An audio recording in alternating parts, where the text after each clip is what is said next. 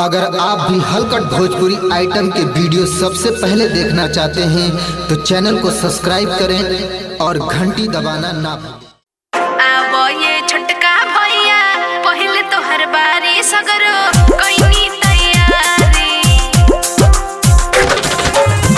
आवो ये छटका भैया पहले तो हर बारी सगरो कईनी तैयारी। इलिप मोरिया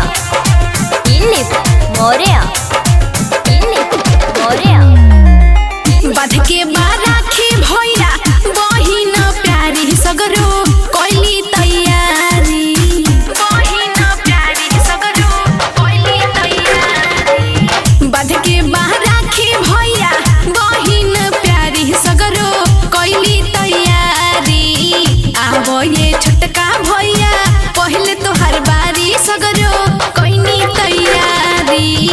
आवो ये छटका भैया पहले तो हर बारी सगरो कोइनी तैयारी। आवो ये छटका भैया पहले तो हर बारी सगरो कोइनी तैयारी। आवो ये छटका भैया पहले तो हर बारी सगरो कोइनी तैयारी।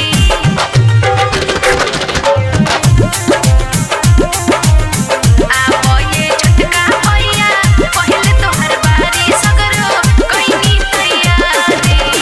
बहिन से प्यार हरदम तने तू करी है भैया। रेशम के धागावा के साथे हरदम रखी है भैया। ए भैया बहिन से प्यार हरदम तने तू करी है भैया। रेशम के धागावा के साथे हरदम रखी है भैया। सगरो हो लोगावा पे परबा तू भारी सगरो कोइनी तैयारी। सगरो हो लोगावा पे परबा तू भारी सगरो कोइनी तैयारी। आवो ये मझला भैया अब तो हर बारी सगरो कोइनी तैयारी। आवो ये मझला भैया अब तो हर बारी सगरो कोइनी तैयारी। आवो ये मझला भैया अब तो हर बारी सगरो कोइनी तैयारी। इलिप मोरिया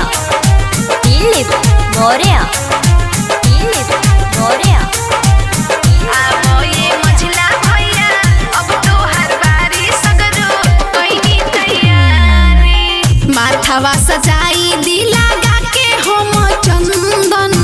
खाल तू मिठाई हम करी पूजा बंदन। ए भैया देरी मत करा। माथावा सजाई दिला गा के हम चंदन। खाल तू मिठाई हम करी पूजा बंदन।